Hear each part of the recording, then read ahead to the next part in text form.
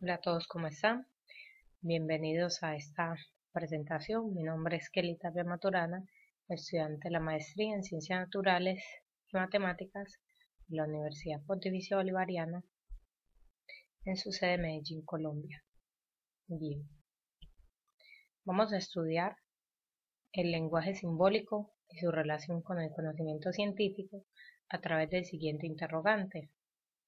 ¿De qué manera la organización y análisis lógica de la información sobre una situación, utilizando diferentes formas de representación de la misma, favorece a la construcción del conocimiento científico? Bien, aquí estamos hablando de dos temas importantes, como es la organización y análisis lógica de la información, que tiene que ver directamente con el lenguaje, y la construcción del conocimiento científico. Entonces, vamos a analizar primeramente qué es el pensamiento, qué es el lenguaje y cuál es la relación entre ese pensamiento y ese lenguaje. Bien, pensamos. Siempre nos han dicho, piensa antes de actuar, siempre nos hablan de la capacidad pensativa de los humanos. ¿Qué es y qué encierra ese pensamiento? El pensamiento nos da la capacidad de decidir, el pensamiento nos da la capacidad de razonar, de tomar decisiones. Siempre pensamos de una u otra manera, por ejemplo, a través de la construcción de una idea, cuando empezamos un procedimiento para hacer algo. Bien, ahora pensemos en una idea. Siempre que se piensa en una idea o se piensa en algo, lo hacemos de dos maneras, a través de las palabras o a través de la creación de imágenes en nuestro cerebro. Esto es una de las características principales de nuestro cerebro.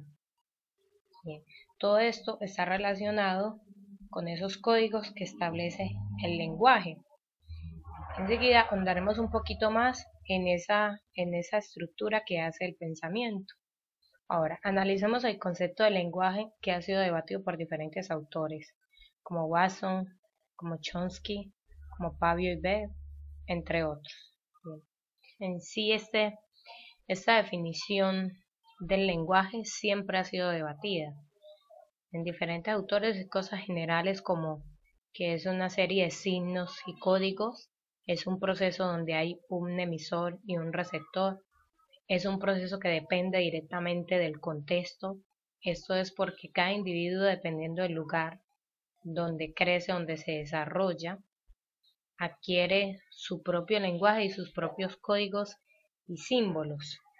El lenguaje crea bocetos, el lenguaje cambia, es cambiante, es definido también el lenguaje como un conjunto de oraciones, es definido como un proceso para comunicar ideas, es definido como un proceso netamente humano de relación entre los hombres y entre el hombre y su contexto. Bien, en términos generales podríamos decir que el lenguaje crea bocetos, codifica las cosas, interpreta el mundo para hacerlo comprensible y adaptable. Crea escalas que nos permiten entender e interactuar con nuestro contexto. Bien, volviendo nuevamente al pensamiento y la estructuración del pensamiento, hay algo muy importante que hace el pensamiento, que es la construcción del concepto. Si no existieran los conceptos, tendríamos que aprender el significado de cada cosa de manera individual. Por ejemplo, tenemos la palabra silla. Cuando anotamos la palabra silla, intervienen una cantidad de procesos en nuestro cerebro. Primeramente hay una creación de una palabra o una imagen. Bien, como decíamos anteriormente, dependiendo del contexto del individuo y donde se ha desarrollado, asimismo será su idea o su imagen de silla. Pero entrará en un concepto contextualizado donde podrá enmarcar diferentes tipos de sillas como vemos en la imagen. Bueno, las palabras, cada palabra identificada con un significado, ¿cierto? El lenguaje establece las palabras, el pensamiento se encarga de interpretarlas y de aplicarlas, por así decirlo. Palabras como densidad, motores, ejemplo, página. Cada vez que mencionas una palabra, se te crea una imagen o un grupo de imágenes que hace alusión al concepto del que se está hablando. Amor, alegría, tranquilidad, salud. Codificamos cada cosa dándole un significado. Es lo que hace el lenguaje en asociación con el pensamiento. Bien. La mente humana es capaz de realizar ese proceso de raciocinio o pensamiento a diferencia de otras especies. Por ejemplo, la capacidad que tenemos de agendar las cosas. Creamos una agenda de un día a día, ¿cierto? Que podemos recordar con facilidad y podemos establecerle unas metas determinadas. Esos son de los diferentes procesos de asociación que nos permite hacer el lenguaje y el pensamiento. Bien. Por ejemplo, Danny, citado por Mellin en 1981, indica que el lenguaje no solo sirve de medio de comunicación, sino también de medio de pensamiento y conocimiento. Es decir, que el lenguaje no solo me permite comunicarle a una persona un sentimiento, un pensamiento, una idea, también nos permite estructurar el pensamiento, razonar sobre esa idea o sobre eso que queremos comunicar. Como lo decíamos anteriormente, por ejemplo, tomar una decisión, sea buena, sea mala, reflexionar sobre esa decisión, evaluar. El lenguaje codifica, establece signos, símbolos y toda una cantidad de datos que deben ser asimilados por los individuos. Para esa asimilación entra en juego el pensamiento. Entramos a hablar de la relación entre lenguaje y pensamiento. Se forma una idea y esta idea, como habíamos dicho anteriormente, se puede transmitir a través de una palabra o a través de una imagen. Como vemos aquí, la simbolización de árbol como palabra y árbol como imagen dentro del pensamiento del individuo. Bien, esa serie de datos que nos proporciona el lenguaje para que tengan un significado deben estar establecidos a través de una representación lógica y un orden. Entonces hablamos de la representación de la información. Tomamos un ejemplo de ese juego que hace entre pensamiento y lenguaje y la capacidad de razonar de los humanos. Días anteriores hice un ejercicio con una niña de 2 años. Estábamos otras 2 personas.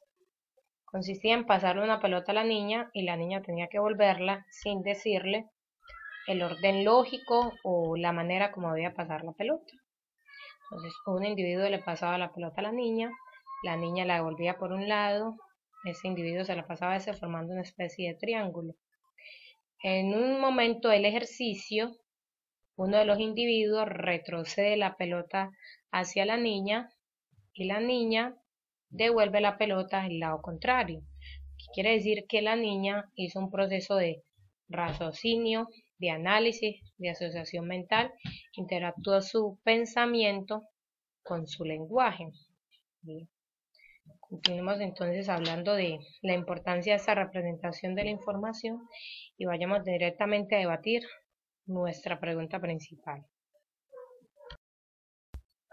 La representación de la información es la manera de representar y manipular la información que se obtiene. Existen 2 formas, la formal y la no formal. Esta entiende como el mecanismo para entender fácilmente la información. Entonces, la representación de la información. Con respecto a nuestro interrogante, ¿de qué manera la organización y análisis lógico de la información sobre una situación, utilizando diferentes formas de representación de la misma, favorece la construcción del conocimiento científico? Abordemos el término conocimiento científico y construcción del conocimiento científico y cómo esta representación de la información contribuye a la formación del conocimiento científico.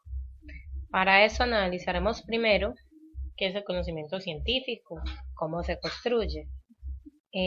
Me soporté en la opinión de 2 pares, 2 compañeras de instituciones diferentes, aludida a 3 preguntas.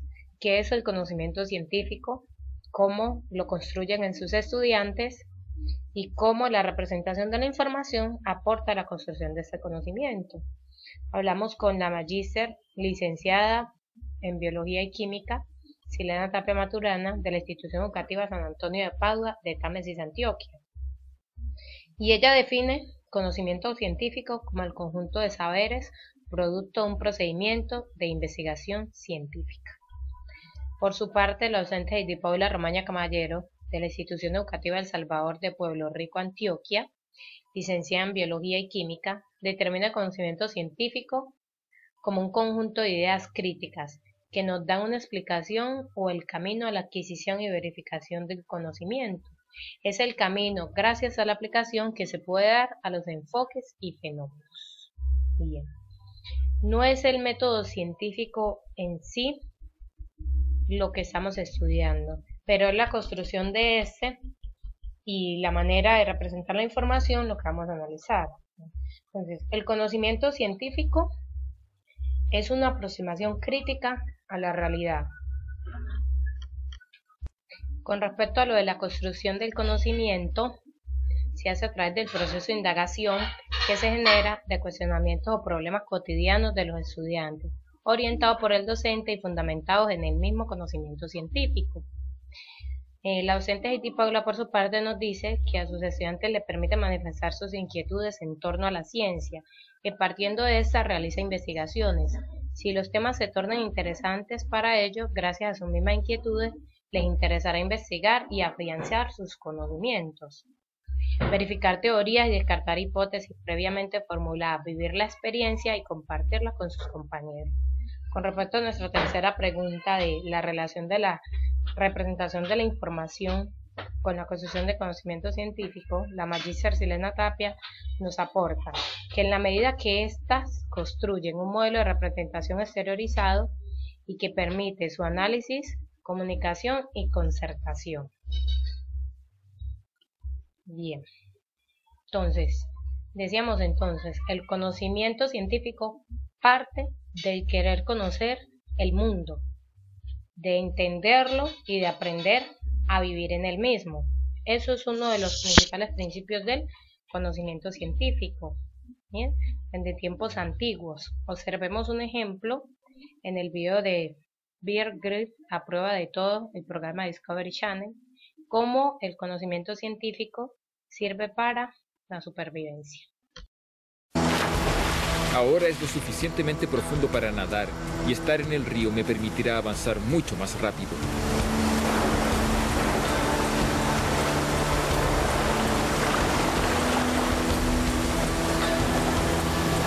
La técnica en los rápidos es mantener tus piernas y pies frente a ti. Esto ayudará a protegerse de las rocas. Pero pronto los rápidos se hacen más grandes y eventualmente se hacen demasiado peligrosos.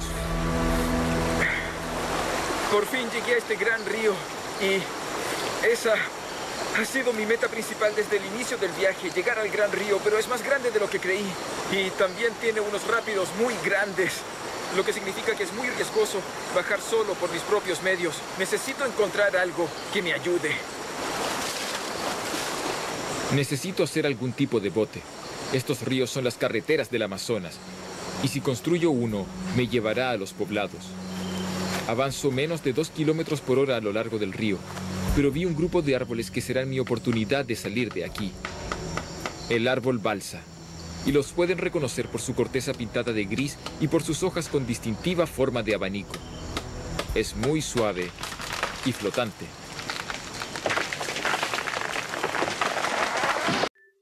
Podemos observar entonces, a través de ese video, cómo la construcción de conocimiento científico parte del conocimiento del mundo, del conocimiento del contexto.